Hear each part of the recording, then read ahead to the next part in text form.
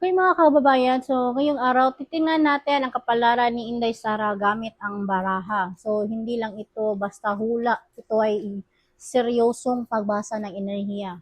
Mga posibleng mga pangyayari at mga sikreto sa likod ng mga nangyayari ngayon sa paligid. So titignan natin sa ating baraha, no? So kaya abangan ninyo kung ano ang ilalantad ng ating baraha. So nafi-feel ko dito, no, ang tension sa pagitan ng mga Duterte at Marcos. Kasi hindi kasi yung laban until now is there's still arguments, may mga attacks, and also meron ding dito warnings. Yun yung nafi-feel ko dito ngayon. Yes. So titingnan natin sa card kung ano yung mga ilalantad niya dito. Oh.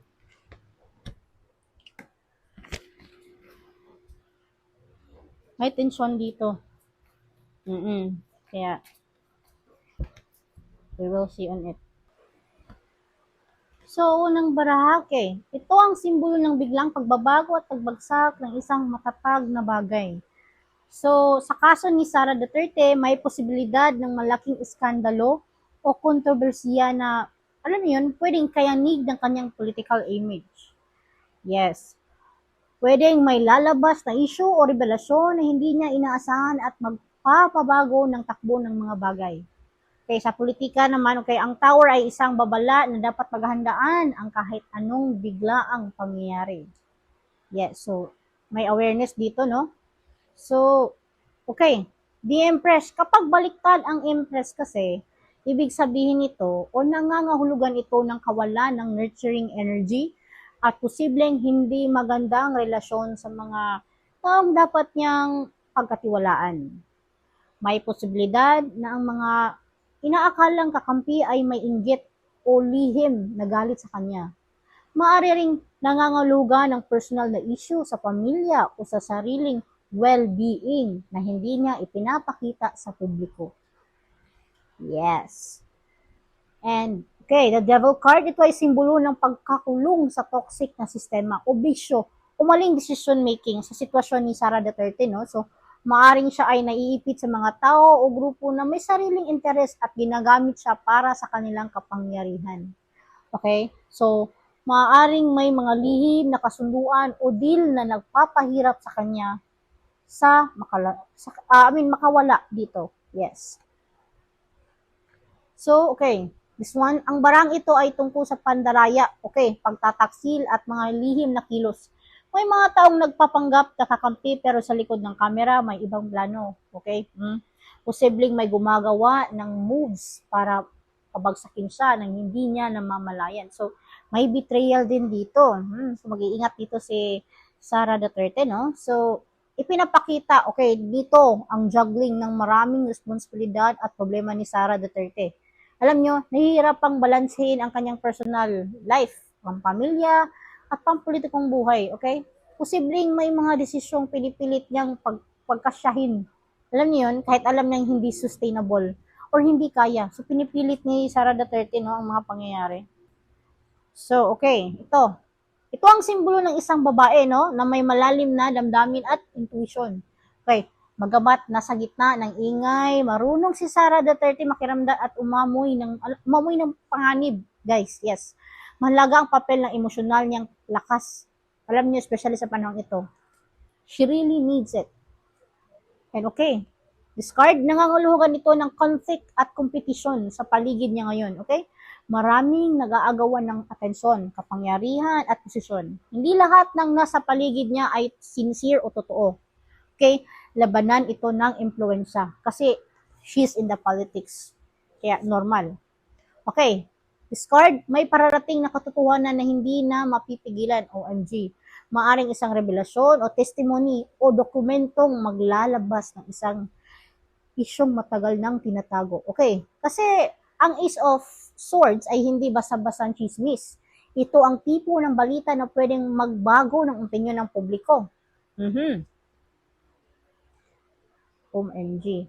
Okay, ang barahang ito ay isang anxiety o kaba o guilt. Okay? So, kahit gaano siya katapang sa labas, sa loob ng kwarto niya, syempre, marami siyang iniisip, no? Pwedeng may mga desisyon siyang pinagsisihan, o may takot siyang lumabas ang isang bagay mula sa nakaraan.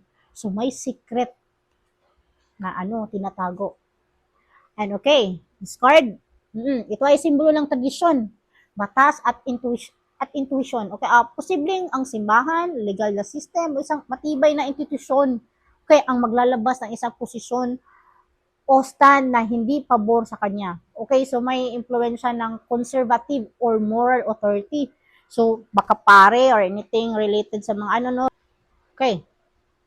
Ito ay barahan ng pag-alis at paglayo. So, may posibilidad na magdesisyon si Sarah na lumayo muna sa politika o sa isang specific na posisyon. Yes. Hindi pa sigurado kung temporary ba or permanenteng pag-alis ha, pero ito ay magiging usap-usapan. So, magiging chismis to or rumors. And yes, dahil naka-reverse ang justice natin, ito ang simbolo ng hindi patas na decision making o may bias, okay? Maaaring sa isang issue, hindi siya patas na ituturing ng sistema o media. So, may posibilidad din ng legal issue o demandahan. Okay, there's a legal process dito. And may isang lalaking malakas ang impluensya na nagmamanipula sa mga nangyayari. Pwedeng politiko, isang matandang kaalyado ng pamilya na may sariling agenda. So, sa mga may alam dyan, alam niyo na kung sino to. Comment kayo down below. And ito ang barahan ng pagiging possessive at alam yun, takot mawala ang kapangyarihan. Kasi si Sarah ay nag-hold sa sa kanyang posisyon at alam yun, resources dahil natatakot siyang mawala ng control. So, pwedeng nagpaplano ng next move secretly. Yes. Okay. Discards symbols of betrayal at sakit. So, may taong malapit sa kanya ang posibleng magtaksil o maglabas ng sekreto na alam niyo yun, magdudulot ng emotional at political pain sa kanya. Yes, so there's attention. Oh my God, guys. And then, discard. Kailangan niya ng balance at tamang timpla ng kilos at salita. Sa dami ng issue, kung hindi siya magpapakalma at alam niyo yun, mag-iingat, siya mismo ang magiging dahilan ng kanyang downfall. So, okay, this card reminds her na hindi lahat dapat patulan. So, Sara Duterte, dapat alam mo yan And also, this card, may pararating na mabilis na desisyon o balita. Posibleng, alam yan, bigla siyang bumato ng pahayag o aksyon na ikagugulat ng lahat. Okay, warning ito dahil kapag hindi pinag-isipan, okay, posibleng lalong lumula ang sitwasyon. So, think before you do something or think before you click, no? So, okay, itong card na to, no? Failure to achieve. Victory to kasi naka-reverse Ang barahang ito ay nagsasabing hindi niya makuha ang lahat ng target niya. Yes. So, pwedeng matalo sa isang posisyon or mawala ang suporta ng mga dating kakampi. O bumagsak ang popularidad niya. Anything that is like that, no? Kasi may impeachment, di ba? So, okay, Discord, simbolo ng ilusyon, fake news, at hidden truths. So, may mga impormasyon na itinatago sa kanya at sa publiko. Dapat maging maingat sa mga sinasabi at pinapaniwalaan niya. Kaya ngayon, dahil hindi lahat ng mga sinasabi is totoo. So, maraming haka-haka or chismis din, di ba? Okay. Okay, discard, huwag matakot, no? Hindi literal na kamatayan ito. So, ito ay simbolo ng pagtatapos ng isang yugto. Yes.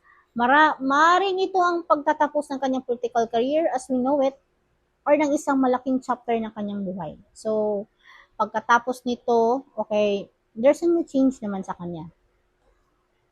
So, this is mabilisang tarot card natin kasi medyo maulan dito kung narinig nyo. So, mga kabayan, ayon sa mga baraha, okay, napakaraming mabibigat na enerhiya ang umiikot sa paligid ni Inday Sara Duterte.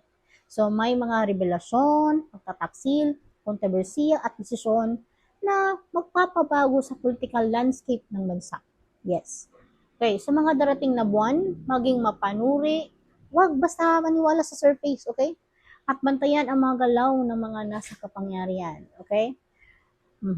So, stay alert, everyone. So, stay tuned sa mga new readings na ganito. So, ingat kayo. Bye.